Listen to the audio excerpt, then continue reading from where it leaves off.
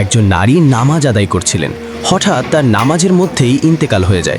পরে তাকে গোসল দেওয়া হচ্ছিল। তার শরীরে যখনই পানি ঢালা হলো, সঙ্গে সঙ্গে তার দেহ থেকে এক অদ্ভুত ও অত্যন্ত মনোরম সুগন্ধ ছড়িয়ে পড়ল। সেখানে উপস্থিত সব নারীরা বিস্ময়ে হতভাগ হয়ে গেলেন। এরপর তার জানাজা উঠানো হলো।